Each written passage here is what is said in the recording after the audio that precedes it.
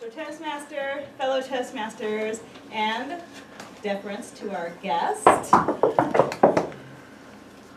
With all deference, your Periscope bio may be costing you. Maybe costing you viewers, followers, and perhaps even money. So we're going to go over that a little bit today. I am Carrie Glenn, the author of the Periscope Checklist and the creator of the Periscope Checklist mini course, as well as the Confidently live stream to an audience from 1 to 1,000 online course. The Periscope Checklist is a book that I wrote that's been heralded by top scopers around the globe. We have people in the Midwest, people in Australia, Chocolate Johnny in Australia, all my favorites, East Coast, Holly. These are faces that if you don't know them, then that's just because you haven't seen them on Periscope yet. And I remember I'm supposed to be directing this right to the video. Here we go. Today, we're going to learn the 3 ways that your bio may be costing you. You're going to refer to the checklist, the checklist in the book behind the scenes, which is a very important checklist to follow. The 3 ways that your Periscope bio may be costing you is 1, you're not posting every 24 hours. 2, you don't have a good pic, and maybe you don't have a precise bio.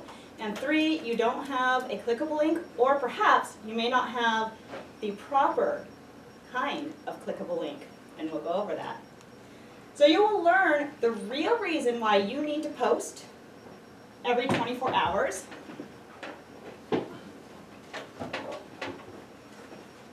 You will also learn how to put your picture, or why to put your picture in straight away, and then why your bio is so important, and the things that you need to have on that bio, and being precise, being clear, and then also using your words to tell your story briefly in your bio, because you only get 160 characters. Also, you will learn about including that link and how to do it properly. Question: do you give your business website a day off every 24 hours? And I'm just like, okay, you've done a great job. Let's just turn you off for a while. How about an annual vacation? We all get a vacation, so why not let your website say, you know, you've done a great job? How about a cigarette break? How many people actually totally freak out when the internet goes down and their website is actually down for a couple of minutes? Businesses are freaking out. Well, your Periscope website account is acting as one of your business accounts. So the first thing is the 24-hour. Scope replays only last 24 hours. And so if you're not scoping in each time, in that time period, it goes dark, your website. So let's see what happens here. Here is a picture of my Periscope website. I purposely did not scope during a 24-hour period. As you can see, way up here, it says watch live broadcast. So someone who hops on to Periscope/Periscope Queen, and they see that, well, what do they want to do? They want to watch a live broadcast. And if they hover over that at all, it turns red, which of course they're going to click it. And while I was screenshotting these pictures, that's exactly what I did, and I clicked it, and wow, I'm over at the Atlanta Police. They're giving a homicide update. I totally forgot about Periscope Queen website, and I was lost into this new checklist, or this new website. So this is what's happening. This is before, when you're not posting every 24 hours, and this is after. You will see it just pops up. It's beautiful. It has the arrow. We want to click. We're going to go. It shows my bio. It shows some scopes that I've done. This is the kind of site that you want to send your people to if you put your Periscope web link anywhere on your social media. This is what you want them to see, not that. So you also want to make sure that you have a good picture and a concise bio. And a good picture means a nice, clear picture, the kind that you would have that's a high resolution. You also want it to magnify who you are, illustrate what you're giving to the Periscope community. You want to be precise in your bio. You want to be clear about who you are and what you're doing. You want to avoid industry jargon. And a little story here. When I first was taping this and I was teaching this, I actually wrote in my Periscope checklist, make sure you're not an egghead.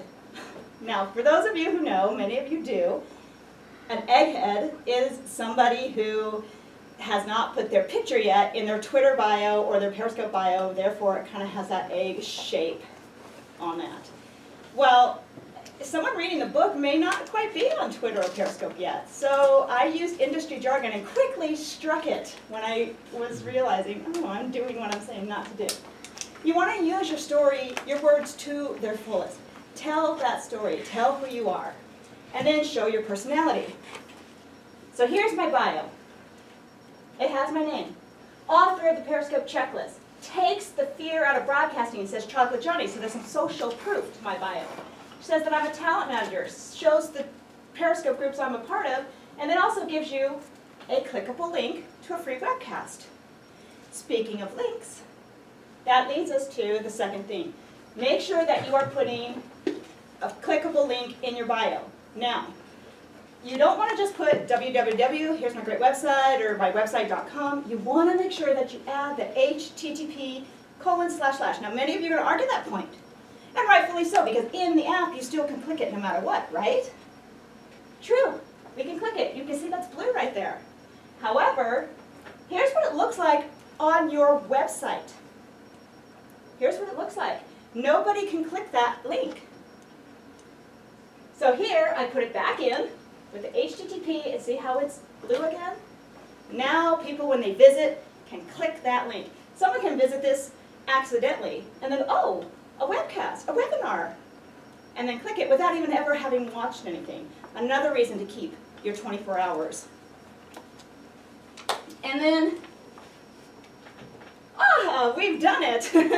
So you have learned today the 3 ways to keep your bio working for you. You have a real reason to post. You learn how to get your picture in right away, and then be precise and clear, and then include that clickable link. Thank you so much. If you want to learn more, you can hit bit.ly/Scopecast3. And remember, you have a message that someone is looking for. So make sure you go out and share it. Thank you.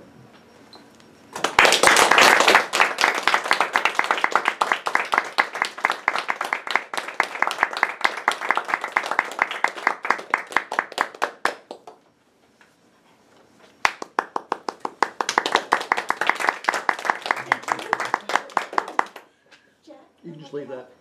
Just leave it. Well, there's a part 2. Oh, okay. Yes. Will you help me? This is where you evaluate. This is the part you were evaluating. So part 2 is when we watch it. God, I know. Okay. Horrifying. So you want to go I mean, to the this is website? great. Yes, go to Periscope/Periscope Queen. And we're going to watch it.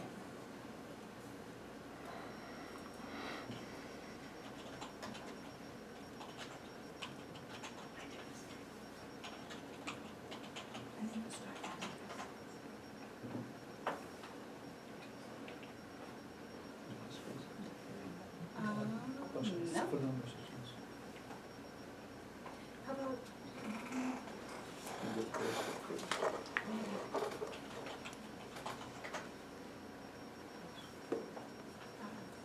How about gotcha.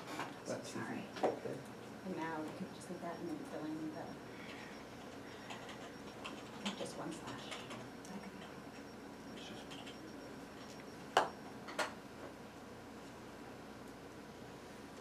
Okay. So the second part of this, we now watch it, and this is actually what Pat is evaluating. Is the actual, yes. Now that I have the whole first part. That's great, I'm gonna need that too. And thank you and congratulations, Carrie, for completing this advanced manual on communicating on video. And with due deference to Toastmasters International, I checked the publication date of this, and it was revised in 2013. And in 4 years of time with technology the way it is right now, this manual is dated. And I congratulate you for taking that on. The objectives, as I understood it from the manual, was to communicate on camera and set up a training program which will be used by other Periscope users on camera and then posted on the internet. And 4 years ago, it said there were 10,000 companies using video training. There's millions, tens of millions, if not billions these days. So that aside, the goals of the speech were for her to state the objectives, to analyze an audience carefully, to form an outline, to dress professionally and avoid sweeping gestures, and not use a lectern, which you remembered and moved away, and to be poised. All of those things you did very, very well. With the exception of a few in the middle that I will give you some feedback on. You visually told us at the beginning, you showed what a bio looked like, and your bio was very good and easily discernible. Yet, I'm not sure the objectives of the training about making your bio were clear. You analyzed the needs of the audience, but you could have told us we're all Periscope users, and therefore we want to improve our use of this new toy, which I'm still not quite clear how it works. Your PowerPoints and speech were very well outlined, and only one had a little too much information. I would nitpick with the example of a cigarette break. Let's not use any reference to tobacco or alcohol as a good thing to do during a break. Maybe after your speech and get home, but not tobacco. Used to be part of the tobacco police. Your dress was colorful. Your gestures while on camera were good. It was a little disconcerting for the audience to see you look at the camera because you couldn't do what Toastmasters suggests, have eye contact with the entire room.